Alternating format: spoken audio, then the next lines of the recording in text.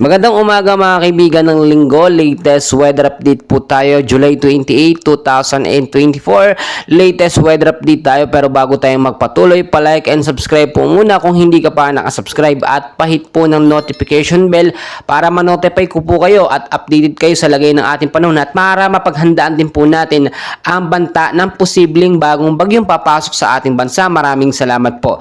So ngayong umaga ng linggo mga kaibigan, etong low pressure area po na ating binabantayan na muli pong namataan na may data pong layo na 770 kilometers is of Butuan City, Agusan del Norte mga kaibigan. Kasama na rin po dyan ang southwest monsoon or hanging habagat na nakakaapekto naman po sa western sections ng Luzon at ng Visayas area ang siyang magbibigay o magpapaulan po sa ilang bahagi ng ating bansa. Maulap na panahon ang posibleng maranasan sa ilang bahagi ng ating bansa, especially sa may bandang hapon.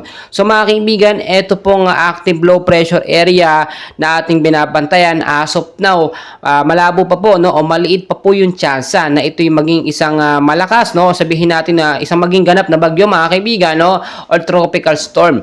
Pero hindi po natin inaalis yung mga posibilidad na ito po'y magbago or lumakas po mga kaibigan dahil kasabay po nito etong hanging habagat na siya po nag-a-attract para lumakas itong mga bagyo or mga low pressure area na ito. So ang masasabi ko lamang po ay maging handa tayo anumang oras dahil ayaw po nating maulit yung nangyaring sakuna nga po na idulot po na pinsala nito nga po si Typhoon Karina mga kaibigan, at nakita nyo naman talagang bumaha po at nagkaroon ng kabi-kabilang mga landslide. So mga kaibigan, forecast weather conditions po tayo.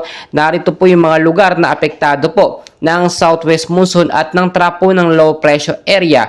So, ito po sa area ng Ilocos Region, Batanes, Babuyan Islands, Zambales at Bataan mga kaibigan. Maulap po na panahon ng mararanasan, bandang hapon po at mga isolated light rains and heavy rainfalls naman po pagdating sa gabi. So, mas maganda kung wala naman tayo importanteng lakad sa hapon o sa gabi, mas maganda manatili na lamang po tayo sa ating mga kabahayan para iwas na rin po tayo sa biglaang pag-uulan na mapinsala o maulanan pa tayo mga kaibigan, baka magkasakit pa po tayo. So sa area ng Bicol Region, Eastern Visayas, Northern Mindanao, Surigao del Norte, Surigao del Sur po mga kaibigan, kasama na rin po dyan ang Dinagat at Quezon, maulap din po na kalangitan ang mararanasan dyan at mga mahina hanggang sa paglakas ng pag-ulan, mga isolated to heavy rainfalls po pagdating sa gabi. Dahil naman po yan dito po sa trap ng low pressure area. Ibig sabihin, yung extension po nitong low pressure area mga kaibigan, kung makikita nyo, ito po yung nasa loob ng Philippine Area of Responsibility. Pero meron din tayong isang binabantayan na cloud cluster o kumpol ng kaulapan kasunod po nitong active low pressure area mga kaibigan. So yung sinasabi natin dito, kahit LPA pa lamang po ito, mas maganda po nakahanda tayo sa mga posibilidad na mangyari. Hindi yung sinasabi na mahina pa yan, malabo maging bagyo, doon po nagiging kampante, doon po nagkakaroon tayo ng matinding problema. So mga kaibigan, dito po sa area ng Metro Manila, Western Visayas, Cavite, Laguna, Batangas, Occidental Mindoro, kasama na po dyan ang area ng Palawan, maulap din po na kalangitan ang mararanasan, may mga isolated rain showers and thunderstorm dahil po yan sa hanging habagat or southwest monsoon.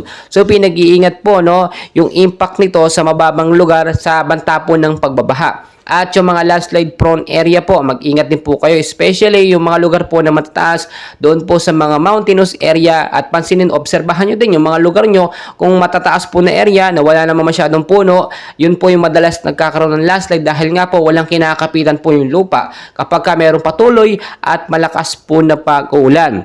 Ang ilang bahagi naman po ng ating bansa mga kaibigan ay apektado naman ng localized thunderstorm. Makakaranas din ng mga isolated light rains and heavy rainfall pagdating po sa gabi. So mas maganda nakabantay tayo anumang oras. Laging magdala ng payong, jacket, kapote, panlaban po yan sa biglaang pag-uulan.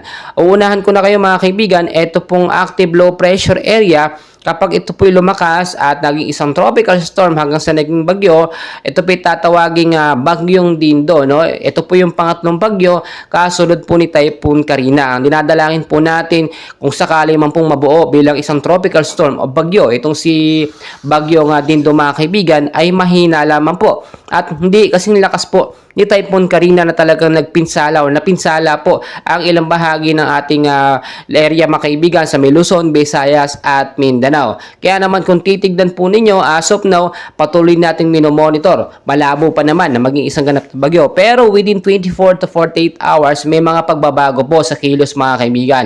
Dahil yan dito sa habagat na siya nagpapalakas dito sa mga active low pressure area. So dalawang binabantayan natin dyan mga kaibigan. No?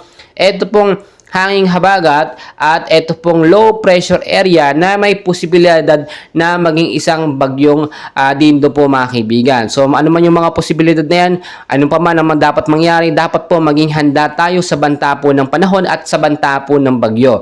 Well mga kaibigan, patuloy ko po kayong i-update, no, and please wag na huwag niyo pong kakalimutan mag-like and subscribe para updated po kayo sa lagay ng ating panahon. Maraming salamat po at magandang umaga